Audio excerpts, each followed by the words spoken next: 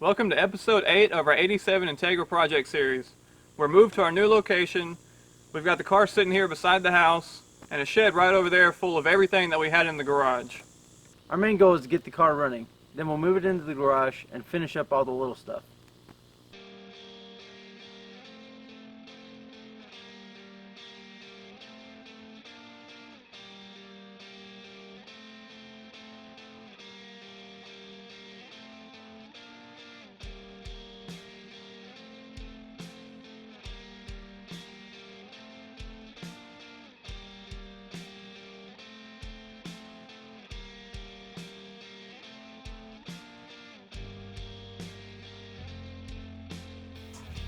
Alright, next thing we're going to do is remove all this electrical stuff that was attached to this engine when we put it in.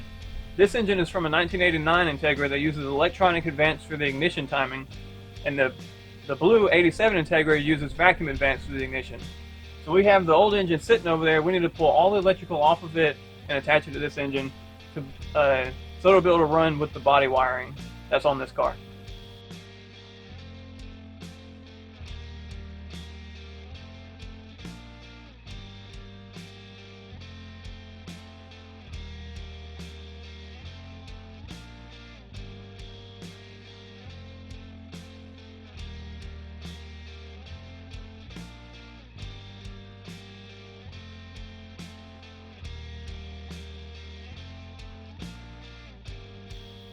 We decided to take the entire manifold to put it on the other engine.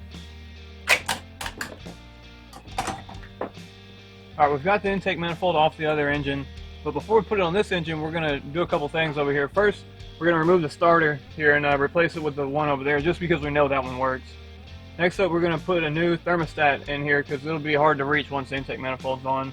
Another thing is we're going to put a new oil filter on, and then the hose that connects the PCV system to the intake manifold is a different size on this engine, so we're going to see if we can move the PCV off of the other engine onto here.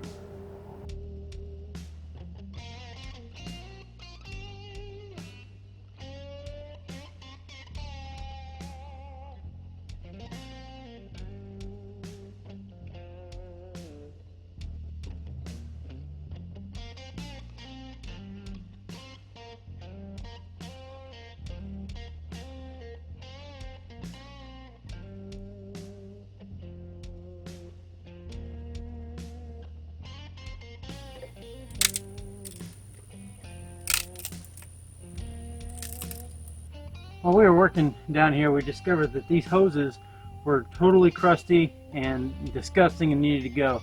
So we went and got some hose, cut it down to size, and we went ahead and replaced these.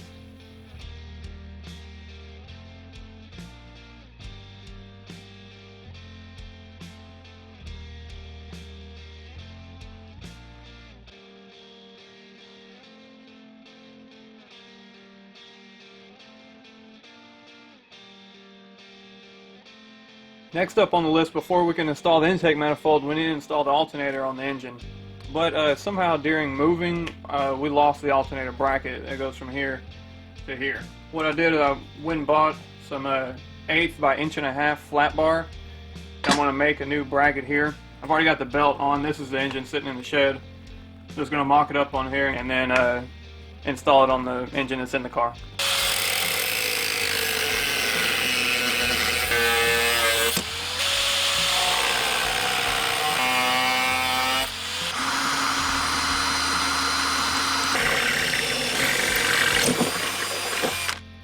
Alright, this is what I've got right now. Just cut the flat bar, then trimmed the edge over there and drilled one hole in it. I just pulled this tight and used the punch to mark the spot I'm going to drill on the flat bar. Alright, this is where I ended up on this piece. I drilled this hole a little bit bigger than it needed to be, so that way I can have a little bit of adjustment back and forth to put tension on this belt. Now I'm going to go paint this piece and then install it on the car.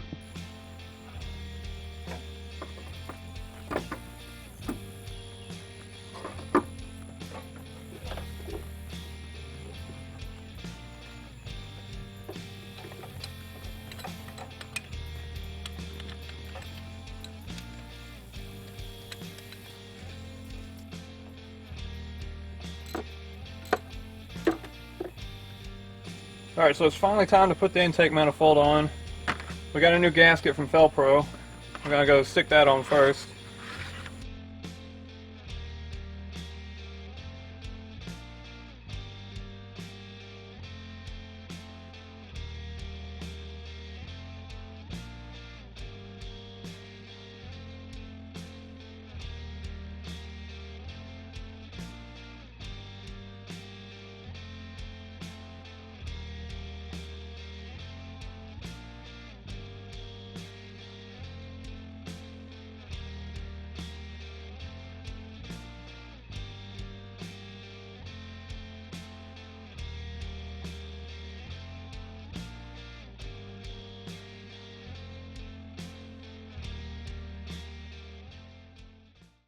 Alright, up next we're gonna replace the spark plugs.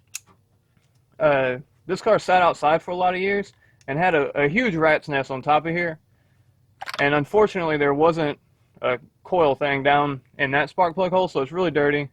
And we're just gonna try and get this all vacuumed out right now, and then put new spark plugs in, and then after that get the distributor and all the plug wires and everything hooked up.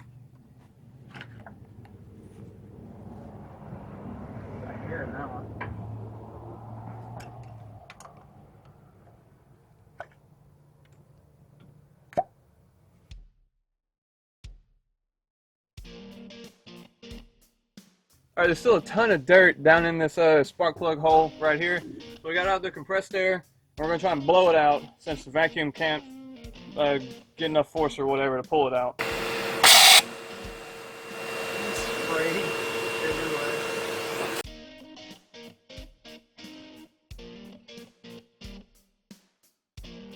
Alright, so yeah, there's a bunch of oil down in these that we didn't realize there was, but well, at least they're getting cleaned. Yeah, what we should have done is before we put the engine in here, put it on a stand and turned it upside down and done all this, but we didn't think that far ahead.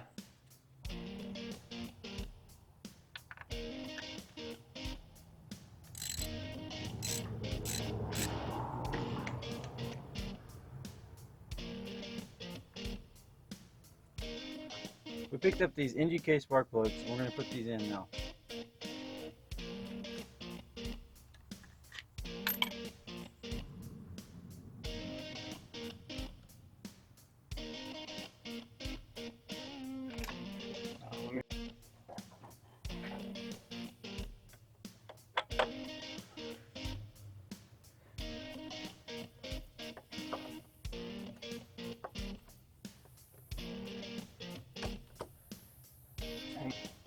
One of the problems with putting the 1989 engine in this 87 chassis is we're using all of the intake and electronic stuff from the 87 chassis and trying to put it on the 89 engine. And between the 87 and 89, they changed the way the cam angle sensor is and the way the distributor is. They went from a vacuum advanced distributor like this to the 88s and 89s got electronic advanced distributor. So now none of the bolt holes for either of these items line up.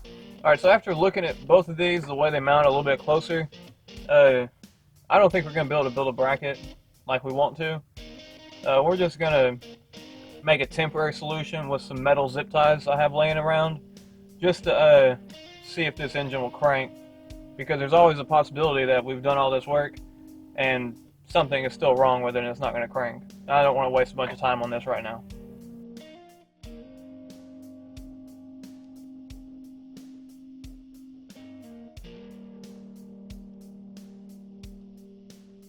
Alright, so we've got our nonsense zip ties on there now.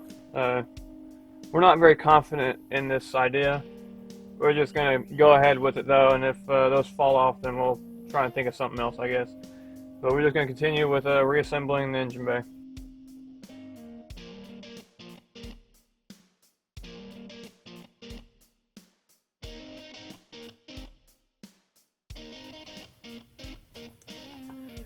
Alright, so I just unhooked the fuel return line. I've got it in this bottle right here. I'm about to install the fuel line to the fuel rail, and then we're going to hook up the battery. I'm going to go turn the key to the on position, and we're going to drain all the however old fuel that's in there into this bottle. While we're still in the garage, we did undo the bolt on the bottom of the gas tank and drain a bunch of it out. So there shouldn't be much left in there, but I want to get as much out as possible before we put new fuel in there. And also, we need to make sure the fuel pump's even working.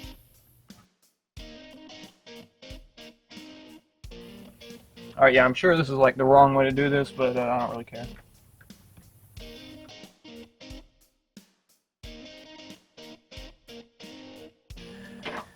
I'm going to go turn the key to the on position to prime the fuel pump, and hopefully gas starts pouring into there. Oh.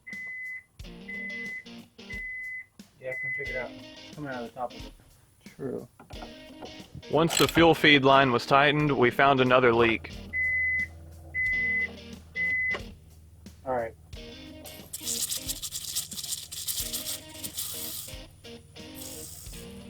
Since we had fuel spraying everywhere, we bought some replacement O-rings, and it came in this little package with a bunch in there. And we're going to use a couple of them to replace the gaskets on these injectors. We're also replacing the grommet on the manifold.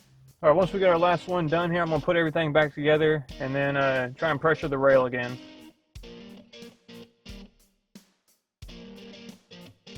Alright, we got the injectors back in. Now we're going to turn on the fuel pump and try to flush out all the old fuel. There it goes.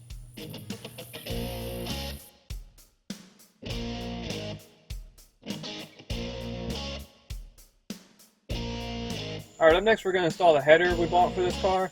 It's just a standard D-series header we got. It's real cheap on eBay. Really the only things we wanted for now is just a 2-inch exhaust outlet, so that's what this one is. Since this is just a regular D-series header, the exhaust ports aren't going to line up exactly. We're going to have to do a little bit of dremeling on the header, but we'll do that later. This is just, we're just trying to crank the car right now.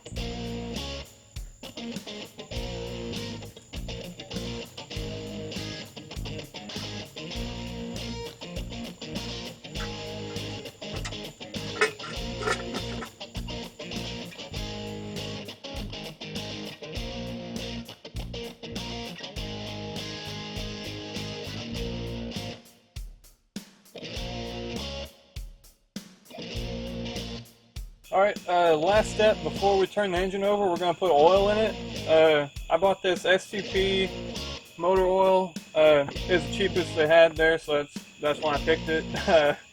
I chose 10W40 because you can run that in the engine and transmission, and so it'll be easy to keep up with. Yeah, we're pretty sure we got everything hooked up right.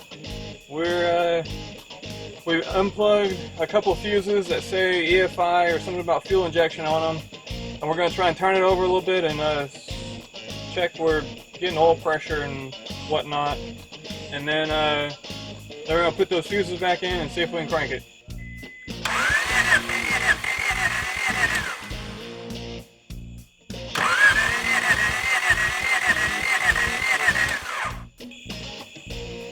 Oh! Yeah, there's a spark there. Alright, so I guess I'll do the same thing without touching these. I'll plug that back in and pull the end off the distributor and make sure this wire is transmitting the coil, or transmitting the wire, you know what I mean? Yeah. Alright, go ahead and crank it. Okay, yeah, that's good. Yeah.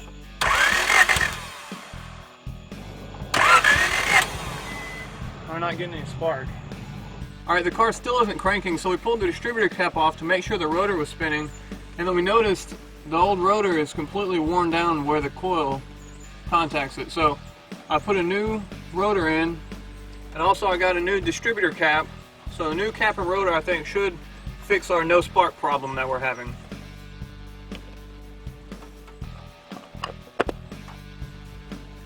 Alright, the new cap and rotor is on. We're going to crank it again and watch for a spark. Alright, still no spark. I'm not sure what to do now. After some reading on the internet, I found out it's a common problem that the ignition control module in the distributor will go bad, and it won't work and not spark or whatever. So I'm gonna pull the ignition control module out and go take it to get tested. Just got back from having the ignition control module tested, and it turns out it is bad. So I bought this replacement here. Gonna clean up this area right here, transfer the gasket over from that one, and then it came with some grease to smear, and install it, and then try and check for spark again.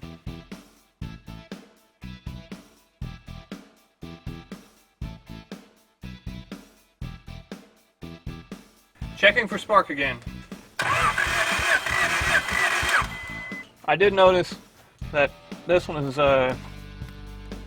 well, yeah, it just tore apart right there while I was trying to remove it. It's leaking black gunk, so yeah, these can't be good. I don't know why we didn't try and change these sooner. Alright, let's get to it.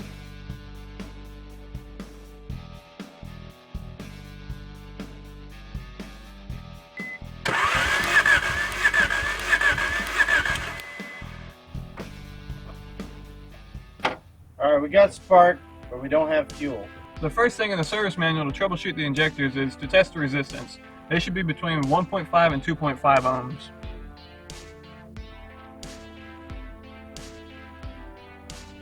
And all four of them are reading 2.2 or 2.3, so those are all good.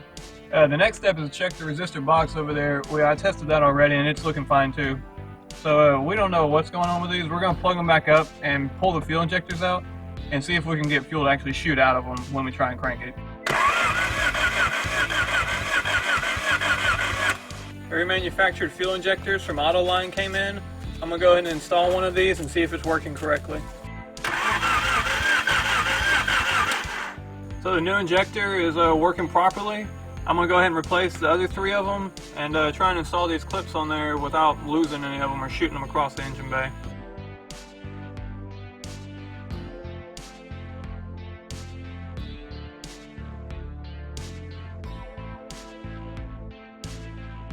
Alright, try again.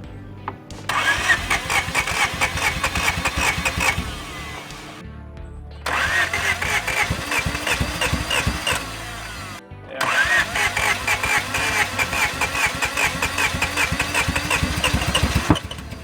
Oh, dude, we got a pop! Yeah. It's so close. Alright, so the problem, one of the problems is the timing keeps on getting far off because the distributor keeps on sliding.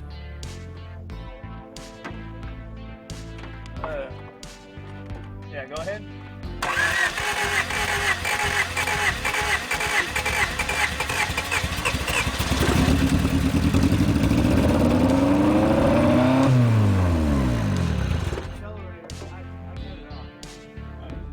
I just started taking off.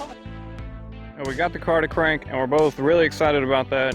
And we kind of got carried away and turned the camera off and did some work, and then didn't turn it back on. So, to update, we've got this pair of vice grips right here to hold the distributor in place to keep the correct timing.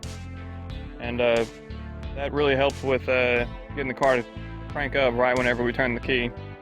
But now, it wants to rev really high up in the RPM range right when it's turned on. It shoots right up to around 4,500 RPM and kind of hovers right there. So that's going to be the end of this episode. We're going to start troubleshooting the engine idle in the next episode. Thanks for watching, and we'll see you next time.